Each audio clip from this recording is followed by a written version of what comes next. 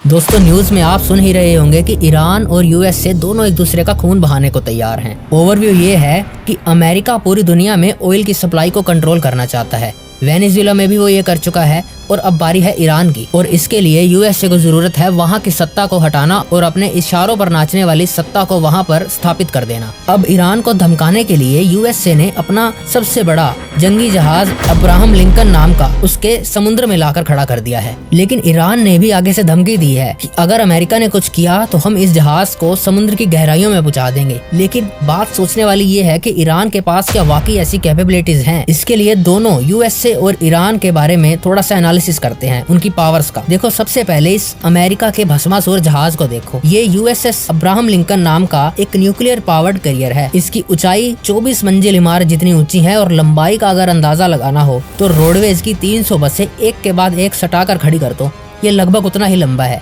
यानी ये महज एक जहाज नहीं है, ये एक तैरता हुआ शहर है। ये अकेला भी नहीं चलता, इसकी चारों तरफ सबमरीन और डिस्ट्रॉयर्स का एक अभेद सुरक्षा घेरा रहता है। लगभग 90 से ज्यादा फाइटर जेट्स इस पर हमेशा तैनात रहते हैं, जो पलक झपकते ही उड़ान भर सकते हैं और तबाही मचाकर वापस भी आ सकते हैं। और आपको पता है सबसे बड़ी बात क्या है? ये चलता है परमाणु शक्ति से, यानी न्यूक्लियर पावर से। मतलब कि ये 25 साल तक बिना रुके समुद्र में दौड़ सकता है। अब ईरान की तरकश के तीरों की बात करें तो ईरान के पास है फतेह 2 जैसी हाइपरसोनिक बैलिस्टिक मिसाइल्स, जिसकी रफ्तार माक 15 है, यानी आवाज से 15 गुना तेज, जो कि बहुत तेज है।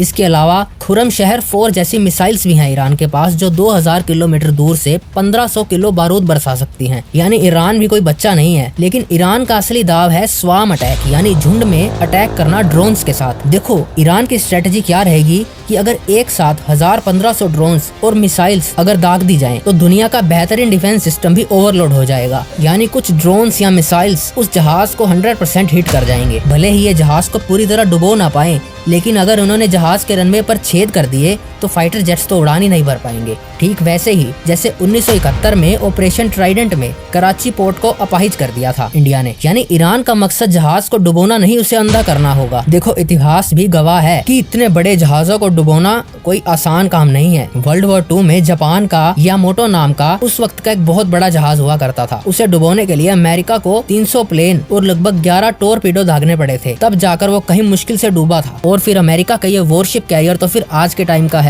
काफी मजबूत भी होगा। साथ ही ईरान को इसे डुबोने के लिए एक बहुत बड़े कोऑर्डिनेटेड अटैक की जरूरत पड़ेगी, जिसकी क्षमता फिलहाल ईरान में कम दिखती है। लेकिन अगर ईरान ने फिर भी ऐसा दुस्साहस कर दिया तो अमेरिका का पलटवार इतना आक्रामक होगा कि ईरान ने उसकी कल्पना भी नहीं की होगी। लेकिन इसका मतलब ये नहीं है कि यूएस से कुछ भी करता जाएगा। डर ट्रम्प को भी है, क्योंकि नवंबर में मिड टर्म इलेक्शंस आने वाले हैं यूएसए में। तो ऐसे में सपोज करो कि ईरान ने वाकई उस जहाज को नुकसान पहुंचा दिया, तो ये न्यूज इंटरनेशनल बन जाएगी और ट्रम्प की फजीहत पूरी दुनिया भर में होगी। यानी ट्रम्प का पॉलिटिकल करियर भी दांव पे लगा हुआ है। लेकिन दोस्तों इन दोनों की जंग में भारत को भी नुकसान होगा। अगर लड़ाई बढ़ गई तो कच्चे तेल के दाम आसमान छूने लग जाएंगे और भारत में फिर ट्रांसपोर्टेशन महंगा होगा। अब ट्रांसपोर्टेशन महंगा हो गया तो हर चीज महंगी हो जाएगी। साथ ही ईरान के चाबहार पोर्ट में भारत का भारी निवेश भी दांव पर लगा हुआ है। ईरान और इंडिया के रिलेशंस काफी अच्छे रहे हैं, जो कि स्ट्रेटेजिक भी है और बिजनेस पॉइंट ऑफ व्यू से भी काफी अच्छे रहे हैं। तो ऐसे में इंडिया भी नहीं चाहेगा कि ये दोनों देश आपस में लड़ पड़े। लेकिन दोस्तों एक बहुत इंपॉर्टेंट क्वेश्चन ये है कि अमेरिका की ये धौंस कब तक चलेगी। दुनिया में एक भी देश ऐसा नहीं है जो यूएसए को आज के टाइम पर ट्रस्ट कर रहा हो। आने वाले समय में मान लो अगर अमेरिका कमजोर पड़ गया तो पूरी दुनिया इन पर चढ़ाई करेगी, क्योंकि इस देश ने इतनी दुश्मनी कमा ली है। खैर आपको यह एनालिसिस कैसा लगा कमेंट्स में बताइएगा और लाइक और सब्सक्राइब जरूर करके जाना।